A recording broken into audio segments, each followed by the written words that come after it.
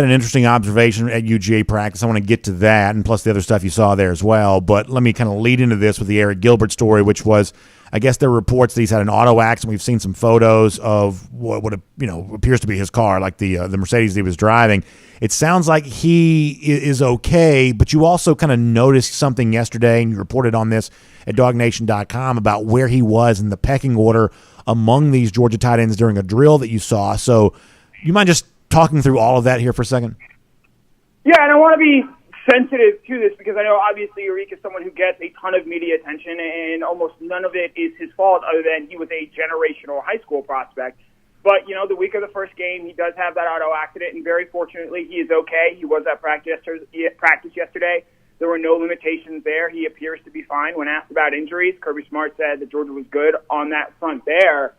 But when I saw him at practice yesterday, maybe it's just in comparison to the guys in that tight end room. Brock Bowers, Darnell Washington is in incredible shape. Oscar Delp is one of the more physically impressive freshmen. He just looked kind of heavy, and that's concerning to me going into the first game of the season. And then even watching that drill a little bit, Todd Hartley and Mike Bobo were both pushing Gilbert to give maximum effort. And it's not that he wasn't. It was just, it seemed predetermined that, hey, we're going to get in this guy's ear on this play to push and try and get the most out of him. And there's obviously a lot of anticipation to see what Gilbert does on Saturday. It's going to be his first game in a Georgia uniform as he was away from the team last year. And I think there are a lot of people that are eager to see what he does, what is his production in this offense. And I've come away from, say, the last 24, 48 hours really wondering how much we're going to see of him and what kind of impact he's going to have because, as you sort of touched on there, for I think the first time all camp, Oscar Delp was ahead of him in drills, and I don't usually put a lot of stock into that. But the week of the game, them making that move, and they had not done that all preseason, that's eyebrow-raising to me. And so I'm very curious to see how much Arik Gilbert plays in this first game of the season, just given sort of all that has transpired in the past 48 hours. And I really do hate that for him because it's only going to lead to more speculation, more things out there, more chatter about him. So I want to talk through all of this here for a second. As you know, I've been very high on Gilbert this offseason, and I have really kind of been calling for him to have a very big year. And I'm not ever going to sell my Gilbert stock because, like, the one thing that I see in Arik is a guy that just sort of has a nose for the football. In some respects, he reminds me a little bit of George Pickens, and I don't mean personality or anything like that. I just mean in terms of, like, Pickens just knew how to get the football, and Gilbert just sort of seems to know how to get the football. He caught a lot of balls in high school, and that's not an easy thing to do necessarily, and he caught a ton of balls in high school. G-Day game, he sort of showed it. Freshman year at LSU, he sort of showed it a little bit. So I am never selling all of my Arik Gilbert stock because there is just something to be said for a guy that knows how to put his hands on the football and bring that thing down. Gilbert clearly does. But I have to admit, I've also said a good bit here is there's not room for everybody in this tight end room to have the same meal, right? Not everybody's going to eat to an equal measure here this year. And a guy like Darnell Washington has earned so much praise this offseason that I have to take it pretty seriously. And I would say to a certain extent that's true about Delp there as well for the reasons you just mentioned.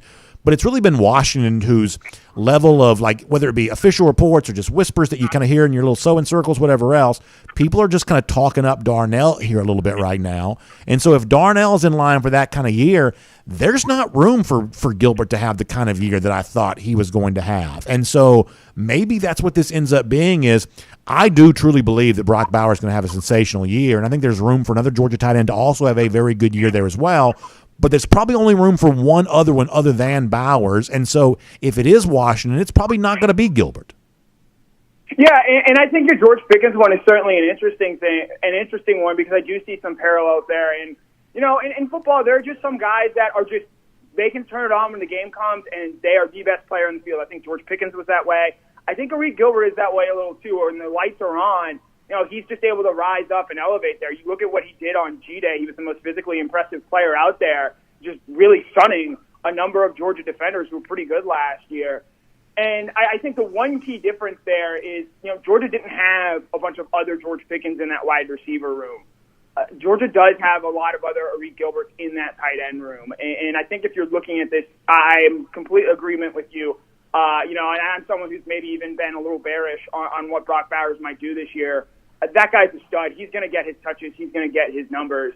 And I think if you're looking at this from the perspective you bring up there, I think if you can get one of Washington or Gilbert going, you're really happy. And while sure, ideally you would love it for both of them if that were going to be the case, there's just not going to be enough touches and enough plays run for all of those guys to eat, quote unquote. And so I think if you're a Georgia fan, it's real nice to have two sort of hulks at the tight end position in Washington and Gilbert, but you can only really get one of them going, and it's going to be interesting to see if one of those guys doesn't have the season they think they end up having, how do things sort of turn out for them, and where does the season go from there? Do they buy in and become a special teams contributor and play a role? I don't think Darnell got enough credit last year when it was clear that Brock Bowers had passed him, that he accepted being a role player in part because of the circumstances that he faced last year, and I thought he did an excellent job filling that role. It's going to be interesting to see what that sort of looks like this season, as I think that hierarchy does establish itself at the tight end position.